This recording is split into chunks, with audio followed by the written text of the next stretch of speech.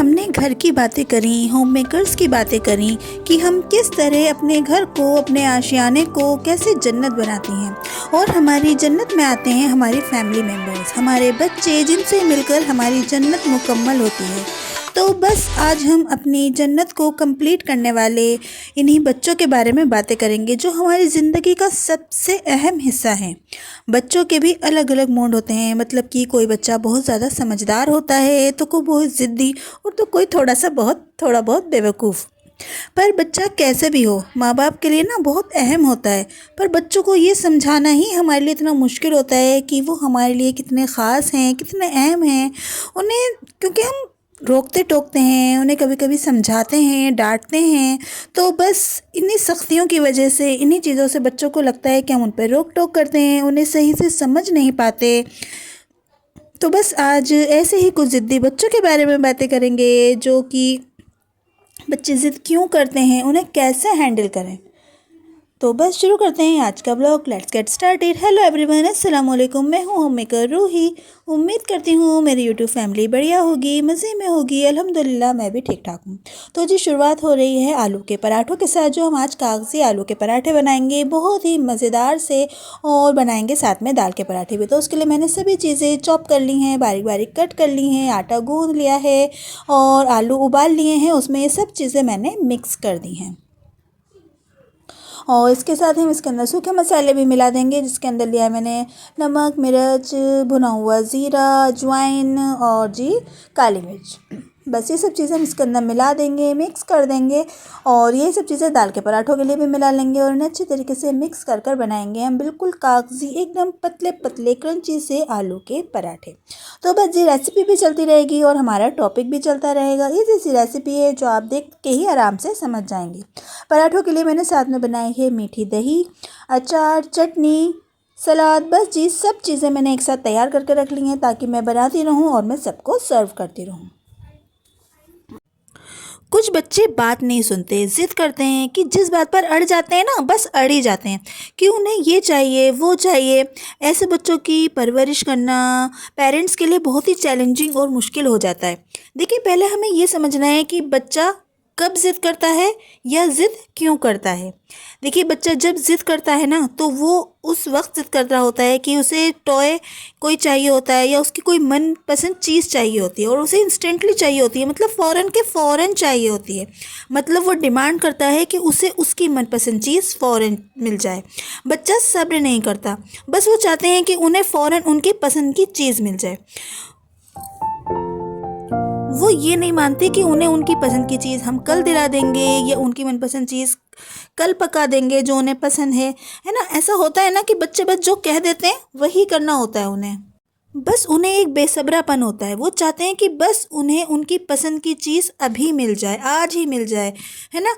और इसी टॉपिक को आज अच्छे से डिस्कस करते हैं कि बच्चे क्यों ज़िद करते हैं, अपने पेरेंट्स की बात क्यों नहीं मानते हैं। बच्चों की ज़िद को कम करने के लिए कुछ टिप्स आपके साथ शेयर करूंगी, जिससे हम अपने बच्चों की ज़िदों पर काबू पाना काफ़ी हद तक आसान हो जाएगा। पर इस पर हमें पहले मेहनत करनी होगी और सब्र करना पड़ेगा, जब ही इसका रिज़ल्ट अच्छा आएगा। और पेरेंट्स अपने बच्चों में सब्र का एलिमेंट भी डेवलप कर पाएंगे। देखिए, बच्चे ज़्यादातर ज़िद इसलिए करते हैं क्योंकि ना उनमें सब्र नहीं होता सिरे से, या फिर ये कह लीजिए कि उनसे में सिरे से पैदा ही नहीं हुआ होता है सब्र। वो जानते ही नहीं कि सब्र होता क्या है। ये दो वजह बहुत ख़ास वजह होती हैं बच्चों की ज़िद्दी बिहेवियर की। बच्चों को हमने शुरू से सब्र करना सिखाया ही नहीं होता, और जब वो बड़े हो रहे होते हैं और ज़िद करते हैं, तो हम कहते हैं कि वो ज़िद्दी हो रहे हैं। तो हम कहते हैं कि ये कोई बात ही नहीं मानता, सब्र ही नहीं करता। तो वो सब्र कहाँ से करेगा जब उसे सब्र करना सिखाया ही नहीं होगा।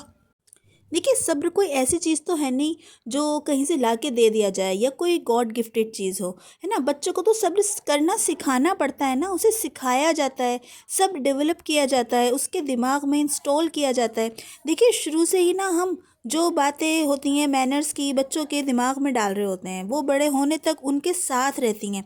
देखिए, कहा जाता है कि बच्चे गीली मिट्टी की तरह होते हैं, उन्हें जैसा हम ढालना चाहें वैसे ढल जाएंगे। और ये बात किसी हद तक ठीक भी होती है। पर पहले के मुकाबले ना आज का टाइम काफ़ी एडवांस हो गया है। मतलब बच्चे सिर्फ वो ही नहीं सीखते जो हम उन्हें सिखा रहे होते हैं, बल्कि वो ज़्यादा सीखते हैं जो वो अपने आसपास देख रहे होते हैं। मतलब आज का टाइम ना सोशल मीडिया का टाइम होता है, और हम कितना भी बच्चे को इससे दूर रखना चाहें पर हम उसे दूर नहीं रख पाते।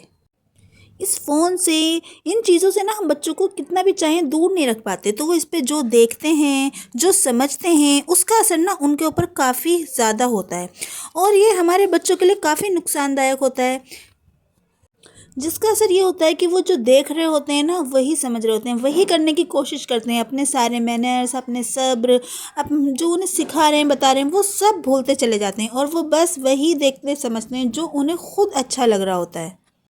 तो सबसे पहले ना हमें इस चीज़ का ध्यान रखना है कि ना हमारे बच्चे फ़ोन पर, लैपटॉप पर या टीवी पर क्या चीज़ देख रहे हैं, कितनी देर तक देख रहे हैं।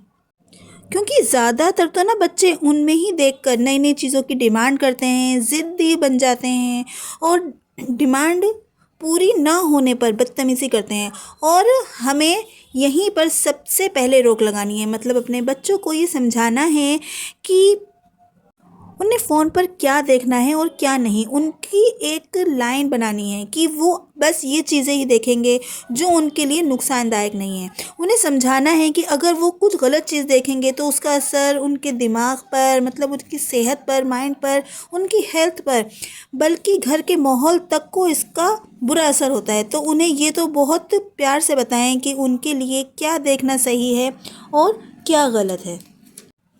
और जब बच्चे ना जब भी किसी भी चीज़ की ज़िद करें, कोई भी चीज़ मांगे कि उन्हें ये चाहिए, तो उसे ये कहें कि हम कल ये चीज़ आपको दे देंगे, या हम उस टाइम पर आपको दे देंगे, अभी आप वेट करें, ताकि वो सब्र करना सीखे। अगर हम उसे उसके मांगते ही कोई चीज़ फ़ौरन उसे दे देंगे ना, तो उसे सब्र करना नहीं आएगा। जब हम उसे ये कहेंगे कि ये चीज़ हम उसे देंगे, लेकिन उसे सब्र करना है, मतलब थोड़ा वेट करना है, इंतज़ार करना है, जब ही उसे ये चीज़ मिल पाएगी, तो वो इस तरीके से ना थोड़ा सब्र करना सीखेगा, थोड़ा इंतज़ार करना सीखेगा, अपनी ज़िद को टालना सीखेगा। या उससे कहें कि जब ये अपना होमवर्क कर लेगा या अपना रूम सेट करेगा, थोड़ी सी देर हमारे साथ किचन में आके हमारी हेल्प करेगा, तब उसके बाद हम उसे उसकी पसंद की चीज़ देंगे। इससे बच्चों को समझ में आएगा कि उसे सब्र करना है। उसे कोई भी चीज़ यूं ही फ्री में नहीं मिल सकती है, उसे उसके लिए मेहनत करनी पड़ेगी, उसे कहना मानना पड़ेगा, है ना। अगर हम उसे ये कहें कि बेटा आप हमारी बात मानोगे तब हम आपको ये चीज़ देंगे, तो उसके समझ में आएगा कि मुझे इनकी बात माननी है, समझनी है, जब ही मुझे भी कोई मेरी मनपसंद चीज़ मिल पाएगी। आप ये काम करेंगे या वो काम करेंगे, मतलब उनके माइंड में ये बात डाल दें कि आपकी ज़िद या आपकी बात जब मानी जाएगी, जब आप भी किसी दूसरे की बात को मानेंगे। और अगर लगे बच्चा फिर भी बहुत ज़्यादा बेसब्रा हो रहा है या किसी चीज़ को लेने के लिए बहुत ही पागल हो रहा है, तो उसे ना टाइम फिर कम दें। जैसे कि कह दें मैं 1 घंटे बाद दूंगी या 2 घंटे बाद दूंगी, या फिर उसे वो चीज़ दिखा दें कि देखो मेरे पास है ये चीज़, लेकिन मैं जब ही दूंगी आपको जब आप ये बात मान लोगे, जब अपना होमवर्क कर लोगे या अपना रूम सेट कर दोगे, या आपने जो भी गलती करी है उसे मान लोगे, मैं जब ही आपको ये चीज़ दूंगी। ताकि उसे समझ में आ जाए कि अगर उसने कोई गलती करी है तो उसका हर्जाना भी उसे भुगतना पड़ेगा, और उस बात के ऊपर उसे सज़ा भी मिल सकती है। ताकि उसके दिल में ये बात आ जाए कि उसकी ज़िद हमेशा मानी नहीं जा सकती है, हमेशा ये नहीं होगा कि वो कहे और उसकी बात पूरी हो जाए। उसके लिए उसके ऊपर कुछ शर्तें हैं, कुछ बातें हैं, जब ही उसकी ज़िद मानी जाएगी, उसकी बात मानी जाएगी। या फिर आप कुछ ऐसा करें कि आप जो है ना बच्चे को कुछ अपनी ही स्टोरी सुनाएं, मतलब अपने बचपन की कोई ऐसी बात सुनाएं जिसके ऊपर आपने सब्र करा था और आपको वो चीज़ मिली थी। मतलब कुछ भी इस तरीके से आप उन्हें बातें बताएं, कहानियाँ बताएं, नबियों के किस्से सुनाएं जो उनके दिमाग में फिट बैठ जाएं। मतलब ये जो कहानियाँ होती हैं ना हमारे बचपन की, ये हमें हमेशा ज़िंदगी भर याद रहती हैं। जैसे कि जो हमने भी अपने बचपन में सुनी थी, जैसे लालच बुरी बला है या कुल्हाड़ी वाली, बहुत सी ऐसी स्टोरीज़ हैं जो अभी तक हमारे दिमाग में है, जिनसे हमने भी बहुत कुछ सीखा। तो बस स्टोरी की तरह ही उन्हें कुछ बातें इस तरीके से करके बताएं कि उन्हें सब्र का मतलब पता लगे, जिद करने के नतीजे पता लगें, कि उनके दिमाग में ये बात बैठ जाए कि ये हमारे लिए गलत है और ये सही है। तो बस जी, मैंने पूरी कोशिश करी आपको ये सब बताने की, समझाने की, कि हमारे बच्चों के लिए ना सब्र कितना ज़रूरी है, सब्र करना आना उनके लिए कितना ज़रूरी है। ये टॉपिक ऐसा है कि इस पर जितना भी बोल लें ना हम कम है, लेकिन ये एक ऐसा टॉपिक है जिसके ऊपर सभी कुछ ना कुछ सोचते हैं, बोलते हैं कि मतलब सबके दिमाग में, सभी पेरेंट्स के दिमाग में ये चलता रहता है कि हम बेहतर से बेहतर परवरिश कर सकें, एक बेहतर पेरेंट्स बन सकें। लेकिन हम कहीं ना कहीं चूक कर ही जाते हैं, क्योंकि सबका माहौल, सबकी बातचीत कुछ अलग ही है।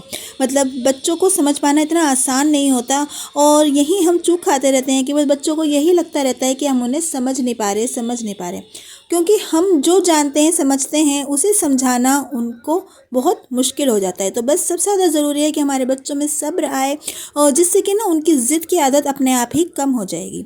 तो बस जी, मेरी झांसी की रानी हो, फटाफट से चैनल को ना सब्सक्राइब कर दो, लाइक कर दो, शेयर कर दो। अभी तक आपने वीडियो देखी है तो आपको पसंद आई होगी, और टॉपिक कैसा लगा मुझे कमेंट सेक्शन में ज़रूर बताइएगा। थोड़ा मेरा भी हौसला बढ़ाइएगा, ताकि मैं भी बेहतर से बेहतर वीडियो बना सकूँ, आपके लिए अच्छे अच्छे टॉपिक ला सकूँ, और आपकी अपनी जन्नत को बेहतर से बेहतर बनाने की कोशिश को के अंदर कामयाब हो सकूं। तो चलिए चलती हूँ, दुआओं में याद रखिएगा। मैं फिर मिलूँगी, जब तक के लिए अल्लाह हाफिज़।